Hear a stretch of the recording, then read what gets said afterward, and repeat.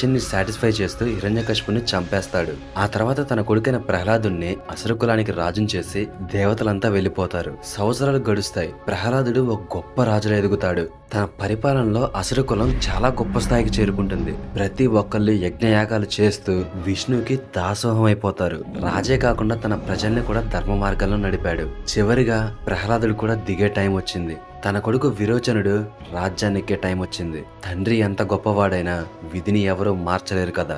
విరోచనుడికి గర్వం చాలా ఎక్కువ. అతనికి పవర్ కావాలి, రెస్పెక్ట్ కావాలి, అమరత్వం కావాలి. వీటి కోసం తను ఎన్నో చేశాడు. కొన్ని కథల ప్రకారం తన మునుల నుంచి జ్ఞానం సంపాదించి చివరికి దేవతలపై కూడా యుద్ధం చేశాడు. కానీ చివరిగా ఇంద్రుడి చేతిలో దెబ్బతింటాడు. అలా అప్పుడొస్తాడు విరోచనుడి కొడుకు బలి చక్రవర్తి. 3 లోకాలకి రాజు. తనతో యుద్ధం చేయాలంటే దేవతలకు సైతం భయం వేస్తుంది. తన బలాన్ని చూసి కాదు, అతని తేజస్సును చూసి. కొద్ది సమయంలోనే బలి చక్రవర్తి ముల్లోకాల్ని రూల్ చేయడం స్టార్ట్ చేస్తాడు. అతని సైన్యాలు సముద్రాన్ని దాటాయి, లోకాల్ని దాటాయి, దేవతలతో యుద్ధం చేశాయి. బలి చక్రవర్తి ఒకదాని తర్వాత ఒకటి సాక్రిఫైస్ చేస్తూ రోజు రోజుకి గొప్పగా ఎదిగాడు. ఇతను తన తాత ప్రహ్లాదుడు లెక్క విష్ణుమూర్తికి గొప్ప భక్తుడు. అసుర కులంలో పుట్టినా కూడా ఏ రోజు ధర్మం తప్పలేదు. ఒకవేళ మాట ఇస్తే ప్రాణమైనా ఇస్తాడు. ఏ రోజు శుక్రాచార్యుడి మాటిని తప్పు చేయలేదు. బలి సామ్రాజ్యంలో ప్రజలు ఆనందంగా జీవించారు. మనుషుల నుంచి రాక్షసుల దాకా ప్రతి ఒక్కళ్ళు ఆనందంగా బతికారు. తన గొప్పతనం రోజు రోజుకి పెరుగుతూనే వచ్చింది. అయితే ఒకరోజు శుక్రాచార్యుడు ఇంద్ర పదవిని ధర్మబద్ధంగా తీసుకోవాలంటే 100 యాగాలు చేయాలని చెప్పాడు. అలా బలి చక్రవర్తి 99 యాగాలు చేశాడు. ఒకవేళ ఇంద్ర పదవిని సాధిస్తే తను ఇప్పుడు చేసే మంచి కంటే ఇంకా గొప్పగా చేయొచ్చని బలి నమ్మాడు. చివరిగా 99 యజ్ఞాలు అయిపోయాయి. ఇంద్రుడి తండ్రి తల్లి భయంతో విష్ణుమూర్తి దగ్గరికి వెళ్ళి అడిగితే ఇంద్రుడిని కాపాడటం కోసం తనే స్వయంగా వస్తానని చెప్పాడు. చివరిగా బలి ఇంద్ర పదవి కోసం 100వ యజ్ఞం మొదలు పెట్టాడు. యజ్ఞం సమయంలో బలి చక్రవర్తి మాటిస్తే దాన్ని ఖచ్చితంగా నెరవేరుస్తాడు. చివరికి అది తన ప్రాణమే అయినా ఇచ్చేస్తాడు. అలా చేస్తేనే ఆ యజ్ఞం ఫలిస్తుంది. మహాబలి చెడ్డవాడు కాదు. అలాగని అతిగా చేసే మంచి కూడా ఒక్కోసారి మంచిది కాదు. యాగం మధ్యలోకి రాగానే విష్ణుమూర్తి ఒక చిన్న వామనుల్లా వచ్చేసి తనకి దానం కావాలి అని అడుగుతాడు. అతన్ని చూసిన బలి నీకేం కావాలి అని అడిగితే నాకు కేవలం 3 అడుగుల నేల కావాలి అంటాడు. కొద్దిసేపు అర్థం కాని బలి చివరగా దాన్ని ఇవ్వడానికి ఒప్పుకుంటాడు. ఇది చూస్తున్న శుక్రాచార్యుడికి వచ్చిన వాడు మామూలు వాడు కాదు విష్ణు అని డౌట్ వస్తుంది. దానికోసం దానం ఇవ్వొద్దని బలి చక్రవర్తిని హెచ్చరిస్తాడు. బలి చక్రవర్తి ఇచ్చిన మాట తప్పడు కాబట్టి వామనుడికి దానం చేస్తాడు. 3 అడుగులు కూడా లేని వామనుడు ఒక్కసారే 2 అడుగులతో ముల్లోకాల్ని ముంచేస్తాడు. చివరిగా 1 అడుగు మిగిలిద్ది. అది ఎక్కడ పెట్టను అని అడిగితే బలి చక్రవర్తి ముందు వెనక ఆలోచించకుండా ఆ 3వ అడుగు నా తలపై పెట్టండి అని చెప్తాడు. తన గొప్ప భక్తుని పాతాళానికి తొక్కేస్తాడు. తను చివరిగా చనిపోయే క్షణం వచ్చినా కానీ మాట తప్పకుండా ధర్మం వైపే నిలబడ్డందుకు విష్ణుమూర్తి తనకి అమరత్వాన్ని ఇస్తాడు. అలాగే తనని సుతాల లోకానికి పంపించి అక్కడ ఆ రాజ్యాన్ని పరిపాలించమని చెప్తాడు. అలాగే తన రాజ్యాన్ని చివరి వరకు కాపాడతానని విష్ణువు మాటిస్తాడు. ఇంతటితో బలిచక్రవర్తి యుగం ముగిసింది. ఏదైనా సాధించగలను అన్న తన ఇగోని విష్ణువు తొక్కేశాడు. ఆ తర్వాత అసుర కులం చేసే దారుణాలు నెమ్మదిగా తగ్గుకుంటూ వచ్చాయి. కానీ చెడు మళ్ళీ పెరుగుతూ వచ్చింది. జనాల్ని చంపుతుంది, అమాయకుల్ని పీడిస్తుంది. కానీ ఈసారి రాక్షసుల రూపంలో కాదు, మనుషుల రూపంలో. ప్రజల్ని కాపాడాల్సిన రాజులు ధర్మం తప్పి వాళ్ళని హింసిస్తున్నారు. ఒకప్పుడు ధర్మాన్ని కాపాడిన క్షత్రియులు ఇప్పుడు దాన్ని ప్రజల్ని హింసించడానికి వాడుతున్నారు. అయితే మళ్ళీ ధర్మాన్ని కాపాడటం కోసం ఒక అవతారం ఎదురు చూస్తూ ఉంది.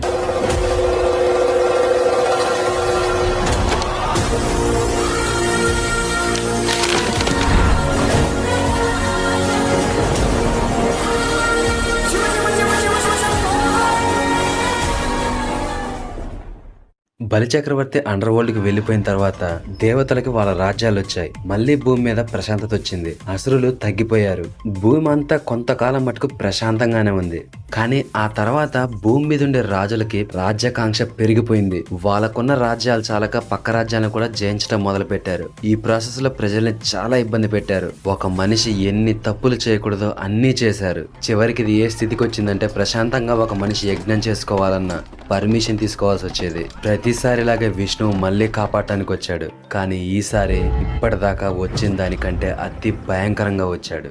ఇక్కడ దూరంగా ఒక అడవిలో జమదగ్ని అనే ఒక గొప్ప ముని ఉన్నాడు. తను తన భార్య ప్రపంచంతో సంబంధం లేకుండా దూరంగా ఒక అడవిలో నివసిస్తున్నారు. తన భార్య ప్యూరిటీకి ఒక సింబల్. రేణుకాదేవి ప్యూరిటీ గురించి ఒక మాటలో చెప్పాలంటే తను ప్రతిరోజు ఇంట్లో వాటర్ కోసం దగ్గరలో ఉన్న నది దగ్గరికి వెళ్తుంది. తను వాడే కుండ సరిగ్గా తయారు కూడా చేయలేదు, కానీ తన గొప్పతనానికి ఆ కుండ పగలకుండా అలాగే ఉంటుంది. ఇది తను రోజు చేసే ఒక మ్యాజిక్. ఇలా డైలీ ఆ నది దగ్గరికి వెళ్ళి వాటర్ తెస్తుంది. కానీ ఒకరోజు అదే నది దగ్గరికి కొంతమంది గంధర్వులు ఆడుకోవడానికి వస్తారు. వాళ్ళు చాలా యంగ్. వాళ్ళ బ్యూటీని చూసిన రేణుకాదేవి ఒక్కసారే తన మైండ్ మైమర్చిపోద్ది, ఎక్కడికో వెళ్ళిపోద్ది. దాంతో ఆ కుండ పగిలిపోద్ది. ఆ తర్వాత తను ఇంటికి తిరిగి వచ్చాక ఇది చూసిన జమదగ్నికి చాలా కోపం వస్తుంది. నువ్వు తప్పు చేసావు, దీనికి శిక్ష అనుభవించాల్సిందే. నీ పవిత్రతని కోల్పోయావు, నీ ఆలోచనలు ఎక్కడికో వెళ్ళాయి. వెంటనే తన కొడుకుల్ని పిలిచి మీలో ఎవరో ఒకళ్ళు మీ ఎమ్మతలు నరికేయండి అని అడుగుతాడు. ఈ మాటలు విన్న ప్రతి కొడుకు భయపడతాడు. కొంతమందికి అయితే కాళ్ళు వణుకుతాయి, కానీ ఒక్కడు మాత్రం ముందుకొస్తాడు.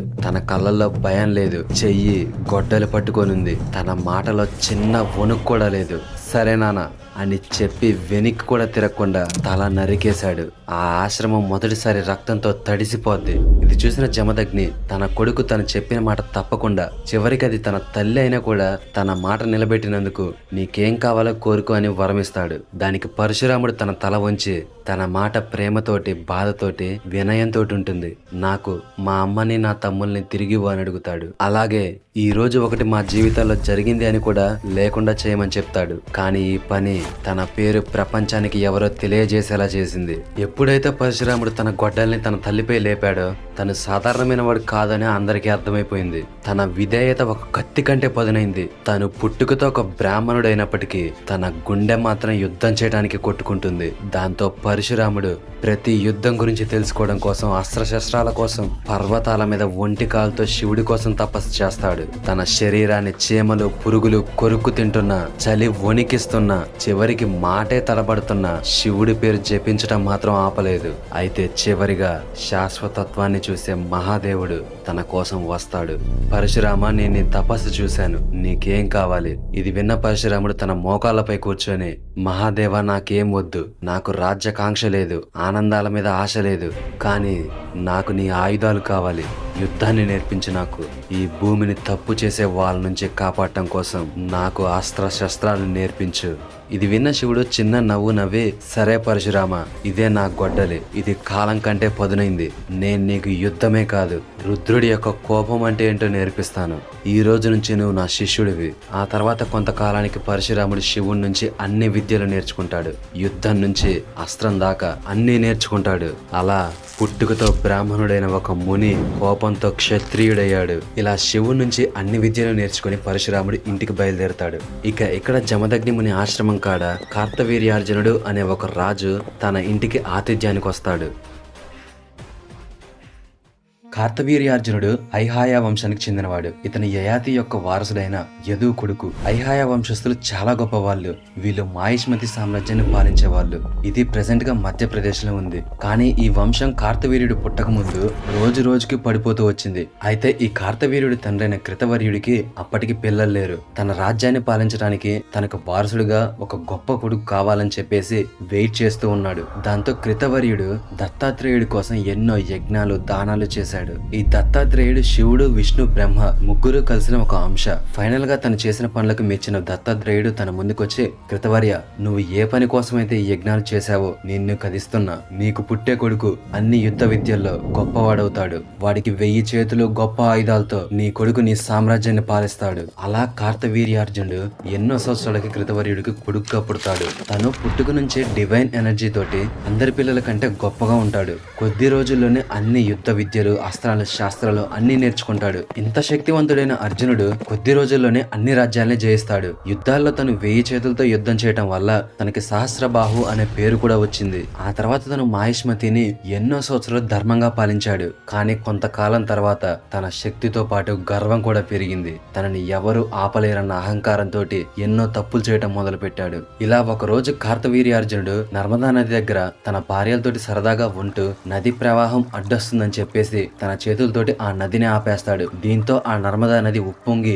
ఆ నదికి అవతల వైపు రావణుడు తపస్సు చేస్తుంటే ఆ నీళ్లు తన తపస్సుని అడ్డుకుంటాయి. తను పూజకి తెచ్చుకున్న సామాన్లన్నీ అల్లకల్లోలం అయిపోతాయి. దీంతో కోపంతో రావణుడు ఆ నది ప్రవాహం ఒక్కసారిగా ఎందుకు ఇంతలా పెరిగిందో వెతుక్కుంటూ వెళ్తాడు. ఇక్కడ కార్తవీర్యార్జునుడు తన భార్యలతో సరదాగా ఉంటాడు. ఇటువైపు వెతుక్కుంటూ వస్తున్న రావణాసురుడికి ఒక పెద్ద ఆనకట్ట అవుపడుతుంది. అది నిజానికి కార్తవీర్యార్జునుడి చేతులు. ఈ నది ఒక్కసారిగా ఇంతలా పొంగటానికి కారణం నువ్వా మూర్ఖుడా అని చెప్పేసి కార్తవీర్యుడితోటి యుద్ధం మొదలు పెడతాడు. ఎన్నో గొప్ప అస్త్రాలు, సెలెస్టియల్ వెపన్స్ అన్నిట్లో మాస్టర్ చేసిన రావణుడు కార్తవీర్యార్జునుడి ముందు నిలబడలేకపోతాడు. ఓడించిన రావణాసురుణ్ణి ఈడ్చుకుంటూ పోయి తన రాజ్యంలో బంధిస్తాడు. కానీ తనని చంపకుండా తను చేసిన గొప్ప యుద్ధానికి తనని గౌరవంగా విడిచిపెడతాడు. ఇలా ముల్లోకాల్ని ఓడించిన రావణాసురుడు కూడా తన ముందు ఓడిపోవటంతో తనకి గర్వం ఇంకా పెరిగిపోద్ది. తనని మించిన వాడే లేడు అని చెప్పేసి ప్రపంచంలో గొప్ప గొప్ప వస్తువులన్నీ తీసుకొచ్చి తన దగ్గర పెట్టుకోవడం స్టార్ట్ చేస్తాడు. ఇలా ఒకరోజు జమదగ్ని ముని ఇంటికి వస్తాడు. ఆశ్రమానికి వచ్చిన కార్తవీర్యార్జునుడు జమదగ్ని దగ్గర ఆతిథ్యం తీసుకోవడానికి ఇష్టపడతాడు. జమదగ్ని తనకే కాదు తన సైన్యం మొత్తానికి కూడా వండి పెట్టగలను అని చెప్పడంతో కార్తవీర్యార్జునుడు తన సైన్యం మొత్తాన్ని పిలుస్తాడు. ఇంతమందికి నువ్వు ఇవ్వగలవా అంటే నేను ఎంతమందికైనా ఇస్తాను అని చెప్తాడు. అంతా రాగానే తన దగ్గర ఉన్న కామధేనువుని వీళ్ళందరికీ ఆహారం వడ్డించమని చెప్తాడు. అది అక్కడ ఎంతమంది వస్తే అంతమందికి ప్రపంచంలో వాళ్ళు ఇప్పటిదాకా చూడని ఆహారాన్ని వాళ్ళకి ఇస్తుంది. ఇది చూసిన కార్తవీర్యుడికి ఎన్నో గొప్ప గొప్ప వస్తువులు తన దగ్గర పెట్టుకోవడం ఇష్టమైన కార్తవీర్యార్జునుడు ఆ ఆవుని తీసుకోవడానికి ఇష్టపడతాడు. దాంతో అతను, ఓ ఋషి, ఇంత గొప్ప ఆవు నీకెందుకు? ఎక్కడో అడవుల్లో పూజలు చేసుకునే నీకు ఈ ఆవు వల్ల ఉపయోగం ఏంటి? సరిగ్గా తిండి కూడా తినవు. ఒక గొప్ప వస్తువు ఏదైనా ఒక రాజు దగ్గరే ఉండాలి. కాబట్టి దీన్ని నాకు ఇచ్చేయి. దీనికి బదులుగా నీకు ఏం కావాలో అడుగు. బంగారం, రాజ్యం, వస్త్రాలు, ఆహారం ఏదైనా సరే చిటికలో తీసుకొచ్చి నీ దగ్గర పెడతా. సామ్రాజ్యాలన్నీ కాళ్ళ ముందు ఉంచుతా. ఏమంటావు? ఇది విన్న ఆ ముని, రాజా, నువ్వు చెప్పిన ఇవన్నీ నాకు ఈ కామధేనువు ఒక్క క్షణంలో ఇస్తుంది. అయినా కూడా నాకు వాటిపై ఎలాంటి ఇంట్రెస్ట్ లేదు. కాబట్టి దీన్ని నీకు ఇవ్వటం కుదరదు. ఇంకో విషయం ఏంటంటే ఇది దైవాంశ. దీన్ని నీకు ఇవ్వాలన్నా ఇది నాకు సంబంధించింది కాదు. కాబట్టి దీన్ని నీకు ఇవ్వడానికి నాకు ఎలాంటి అధికారం లేదు. దీంతో కోపంతో ఊగిపోయిన కార్తవీర్యుడు ఆ ముని ఆశ్రమంపై యుద్ధం చేస్తాడు. దాంతో అప్పటిదాకా రక్తమే చూడని జమదగ్ని ఆశ్రమం మొదటిసారిగా రక్తంలో మునిగిపోతుంది. కొద్దిసేపట్లోనే ఆ ఆశ్రమాన్ని సర్వనాశనం చేసి ఆ కామధేనును బలవంతంగా తీసుకుపోతాడు. రేణుకాదేవి అక్కడ ఏడుస్తూ కూర్చుంటుంది. చివరిగా అడవి నుంచి తన తపస్సు కంప్లీట్ చేసుకుని వస్తున్న పరశురాముడికి ఇక్కడ దూరంగా తన ఆశ్రమం అంతా మంటల్లో, పొగల్లో నిండిపోయి కనిపిస్తుంది. చివరిగా ఆశ్రమం దగ్గరికి వచ్చిన తనకి తన తండ్రి నేల మీద పడి ఉంటాడు. పరశురాముని చూసిన రేణుకాదేవి, నాయనా చూడు, నీ తండ్రిని ఎలా చేశాడో చూడు. వాడెవడో కార్తవీర్యార్జునుడు అంట. నీ తండ్రిని కొట్టి మన కామధేనువుని తీసుకెళ్లాడు. ఇది చూసిన పరశురాముడి కళ్ళల్లో నెత్తురు కారుతుంది.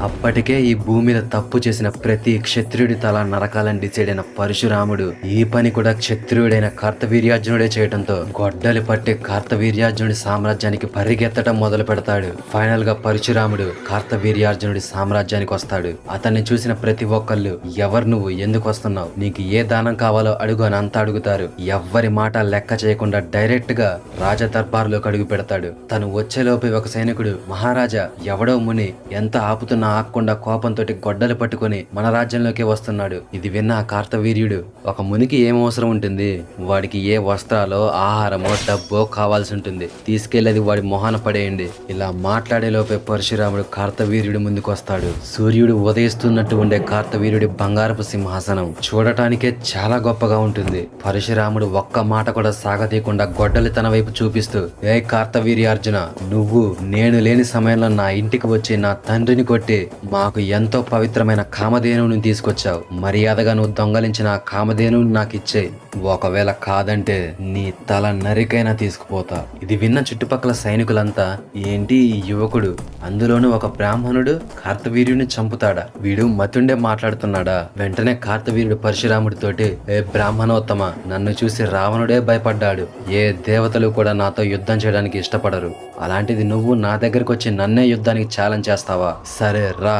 తన యుద్ధం మొదలుపెట్టేలోపే పరశురాముడు అక్కడ సైనికుల తలలు నరకటం మొదలు మొదలు పెడతాడు. ఆ నరకటం ఎంత దారుణంగా ఉంటుందంటే ఒకడికి చెయ్యి, ఒకడికి తల, ఒకడికి మొండెం, ఏ భాగమో చూడకుండా అడ్డొచ్చిన ప్రతి దాన్ని నరకటం మొదలు పెడతాడు. ఇది చూసిన అక్కడ మిగిలిన వాళ్ళకి వణుకు పుట్టి పరిగెడతారు. క్షణం గడిచేలోపే తన వేగంతో అక్కడ ఎంత మంది సైనికులైతే ఉన్నారు అంతమందిని నరికేస్తాడు. ఫైనల్ గా కార్తవీర్యుడితో యుద్ధం మొదలు పెడతాడు. వీళ్ళ యుద్ధం చాలా భయంకరంగా ఉంటుంది. ఆ యుద్ధాన్ని చూసి దేవతలే భయపడతారు. ఈ సహస్ర బాహు తన 1000 చేతులతోటి పరశురాముడికి ఛాన్స్ ఇవ్వకుండా వెపన్స్ వదిలిపెడుతూనే ఉంటాడు. పరశురాముడు తన చిన్న శరీరాన్ని అడ్వాంటేజ్ గా తీసుకుని కార్తవీర్యుడి ప్రతి చెయ్యిని నరకటం మొదలు పెడతాడు. ఆ రాజ్యమంతా కార్తవీర్యుడి రక్తంతో మునిగిపోతుంది. వాళ్ళ రాజును కాపాడుకోవడం కోసం ఎంతో మంది సైనికులు పరశురాముడిపై అదే సమయంలో అటాక్ చేస్తారు. అప్పుడు పరశురాముడు రుద్రతాండవం చేస్తాడు. అక్కడ యుద్ధం చేసేది ఒక్కడా లేక సాక్షాత్తు శివుడే 1000 రూపాయలతో యుద్ధం చేస్తున్నాడా అన్నట్టుగా ఉంటుంది. అక్కడ ఎంతమంది సైనికులుంటే అంతమంది ముందు పరశురాముడు నిలబడతాడు. ఇది చూసిన వాళ్ళకి అతను ఒక్కడా లేక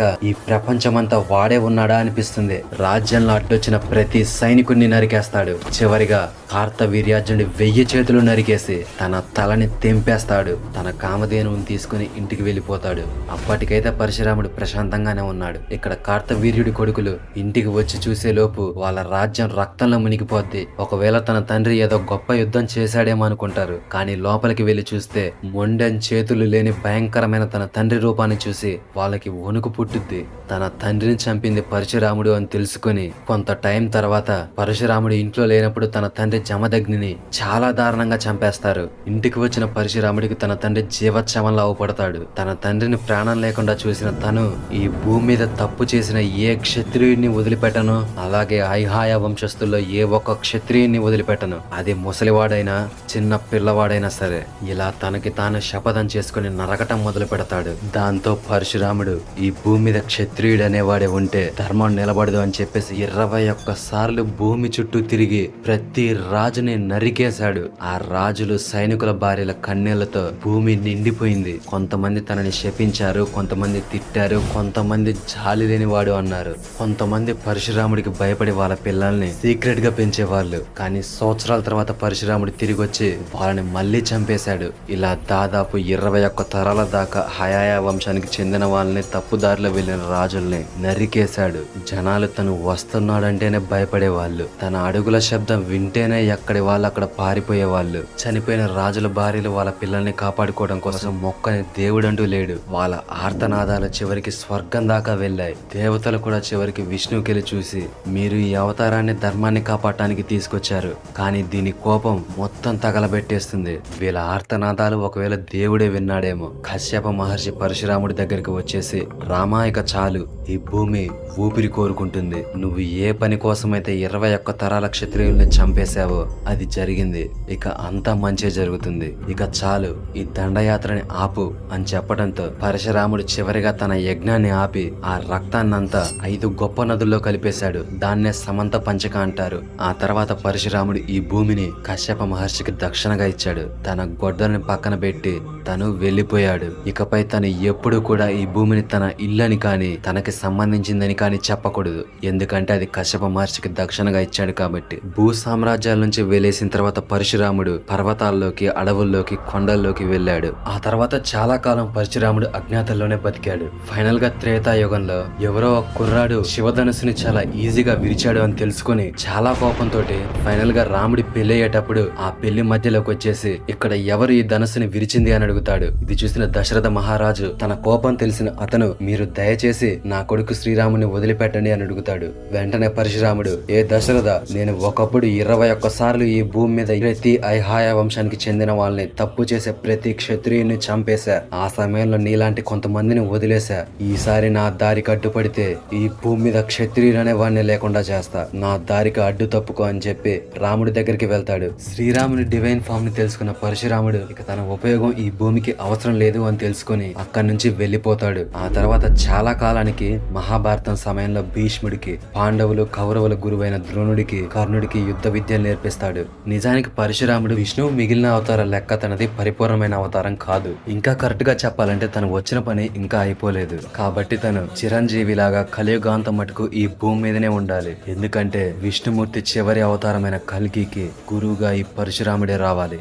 ఫైనల్ గా భూమి మీద పరశురాముడి వల్ల తప్పు చేసే ప్రతి క్షత్రియుడు ఆగిపోయాడు. ఎంతో గొప్ప వంశమైన హయాయ వంశం ఇప్పుడు సాధారణంగా జీవిస్తుంది. రావణాసురుణ్ణి అడ్డుకోవటానికి ఇప్పుడు ఈ భూమి మీద ఎవరు లేరు. తనని అప్పటిదాకా ఆపిన కార్తవీర్యార్జునుడు ఇప్పుడు లేడు. దాంతో రావణాసురుడు అన్ని లోకాల్ని ఆక్రమించటం మొదలు పెట్టాడు. ఇటువైపు పరశురాముడు తన వల్ల ఇక్కడ ఏ ఉపయోగం లేదు అని మహేంద్రగిరి పర్వతానికి వెళ్ళిపోయాడు. కానీ ఆ రావణాసురుణ్ణి ఆపటానికి ఇక్కడ ఒక ఆయుధం తయారైంది.